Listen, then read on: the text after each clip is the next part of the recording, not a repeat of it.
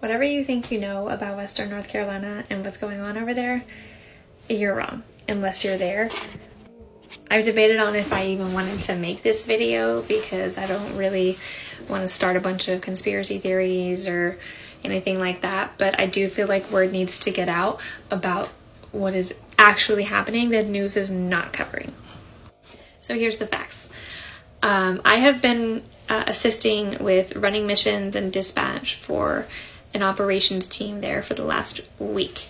And last week I was assisting running those missions in Ashe County. I've been in Swannanoa this week, and we've been running 70 missions a day, getting help to these people that are not being helped right now. So when I tell you this is firsthand knowledge, this is firsthand knowledge. The death toll of 200 or 200-ish is what's being reported right now. That's not accurate.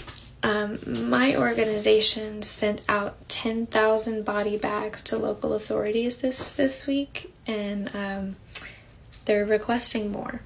Now, that doesn't necessarily mean that all 10,000 of those has been used, but it does mean that they're finding a need, and that they're thinking that they're going to need more. I will tell you, we've spoken to some of the funeral homes and refrigeration truck companies that have been brought in, and there's, 1,000 in this town, 800 in this town, 500 in this town, and we're finding more bodies every day. This is an ongoing process. My team has cadaver dogs that have been going out. We have med teams that are going out. It's not only deaths from the storm, but deaths since the storm. There's a huge need, particularly in our Hispanic communities. A lot of them are scared. There's Border Patrol trucks driving around, and they're scared to ask for help. We've lost 2 Hispanic children to hypothermia in our community this week because they didn't know that help was out there for them, and they don't know who to trust. So the devastation in this area is beyond what anything that I've ever seen before. It's beyond what anybody that has lived it has seen before. We're talking to survivors that rode their house a mile down the river. We're talking to people that sat there and told us about 40-foot walls of water looking like tsunamis coming through these towns that have never seen anything like this, and they've lived there their entire lives. Elderly people are sitting here telling me that they rode their house down the river. Again, I don't want to get into conspiracy theories or anything crazy, but as someone who has been there and been out there since basically the beginning, when this first started, I've spent 2 weeks in various locations, and it's bad. The infrastructure is gone. They're talking about months before power is restored. We're going into winter. These people have no power. Their houses are unlivable. They're covered in mold, mildew. Everything's falling apart. They're sleeping in tents. They're sleeping on their porches. I mean, help is coming, but it's hard when there's tens of thousands of people in these small towns that are being forgotten about. And we're doing our best to help them. We have spent all week delivering heaters and propane and cook stoves and blankets and sleeping bags and hot meals, and taking these people. We have shower trucks that we're taking them to, shuttling them back and forth.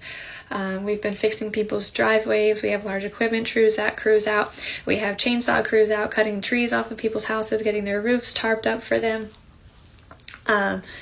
The community is out here, and we are doing good things, and we are helping them, but the need is so high, and it will be for months, and I'm worried that people are going to forget about North Carolina, especially with everything that just happened in Florida. But this is not something that's going to stop next week.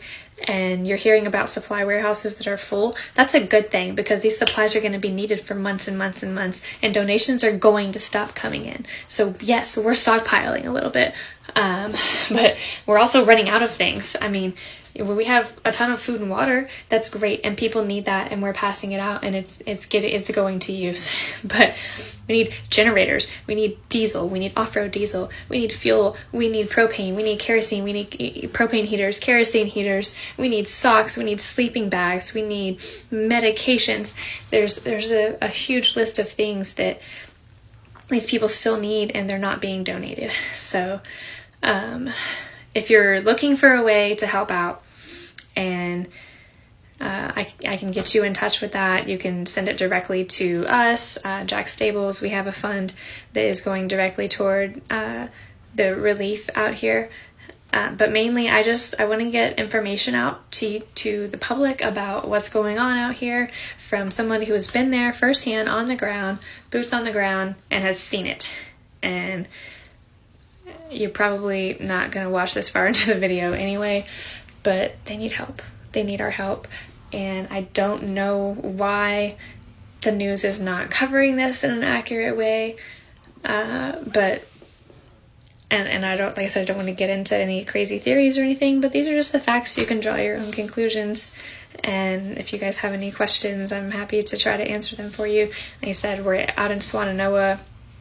We're running a huge ops team out there. I've been in charge of their dispatch for all of the operations. All the leads are coming into me. I'm vetting them. I'm running a lot of recon. I'm working from home for the next 2 days, and I'm probably going to be going back out this week to assist them, because this is something that's going to be going on for months, and I plan to help them until that community is rebuilt and they no longer need me. So, yeah, that's your Western North Carolina update. And if you guys can help out in any way, thoughts, prayers, donations, we have an Amazon list, there's a GoFundMe, or you can, like I said, you can Venmo it directly to us, and we will make sure that it gets where it needs to go.